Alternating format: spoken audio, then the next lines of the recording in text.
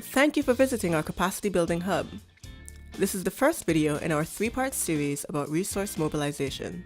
Our last series about strategic planning taught us how strategic planning is used to set priorities, focus energy and resources, strengthen operations, ensure that employees and other stakeholders are working toward common goals, establish agreement around intended outcomes or results, and assess and adjust the organization's direction in response to a changing environment.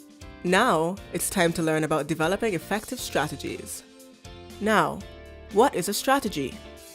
A strategy is a plan of action designed to achieve an end or specific goal. It is made up of several activities or steps. Each step or activity is designed to cover a phase in the overall plan.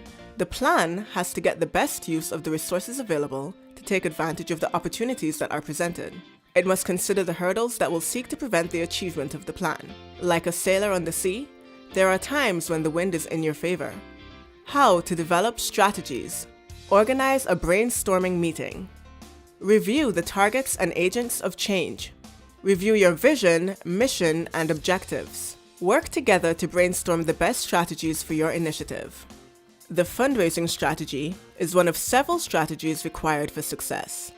It is vital, since if there is no money or cash available, then it is more than likely that your pursuit of your goals will be severely limited. Like every other strategy, there has to be a clear end goal in mind. You must know what you are aiming for. To identify the financial expectations, to outline the activities, timescales, and resources needed, to help prioritize the use of resources and energy, to identify the SWOT relevant to fundraising ambitions, to create a document. Fundraising and strategic plans. There is no magic in fundraising. Each campaign plan must fit within the organization's strategic plan. Each campaign has to fit into the general development plan. Today's plan has to follow yesterday's plan and makes way for tomorrow's plan. It has to identify the sources of funds and how they will be acquired. 5 main types of fundraising campaigns: annual, endowment, capital, sponsorship, and underwriting. The annual campaign. The bread and butter needs of the organization are covered in the annual campaign. This is usually the largest ongoing fund for an organization. It deals with the ongoing expenses and work of the organization. It is the net that gets as many persons as possible into supporting the cause and its core budget. Endowment and capital campaigns. Endowment and capital fundraising are specific events. They are not to compete with the annual fundraising, but are geared to meet large ticket items that are outside of the annual budget. The difference between the two types of gifts is important. An endowment is not spent, but the interest on it is used to provide ongoing support for the work to be done. The capital gift is for a project with a finite timeline and is most often linked to the acquisition of an asset.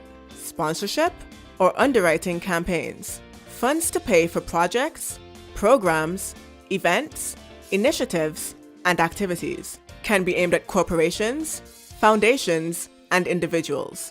Additional funds from annual donors above and beyond their annual gifts. Should solicit prospective donors who have not given. Must not compromise or tarnish image by being overly commercial or inappropriate. Key stakeholders. In creating a fundraising drive, you need to start with your board. They are the persons best placed to sell the vision and reason why the cause should be supported. They give inspiration to the fundraisers. They are the ones with the connections to persons who have the wealth to support the cause. Your board or governing committee, fundraisers, prospects, donors, business community, local community, the media. Now, click part 2 to find out more about resource mobilization. All the best!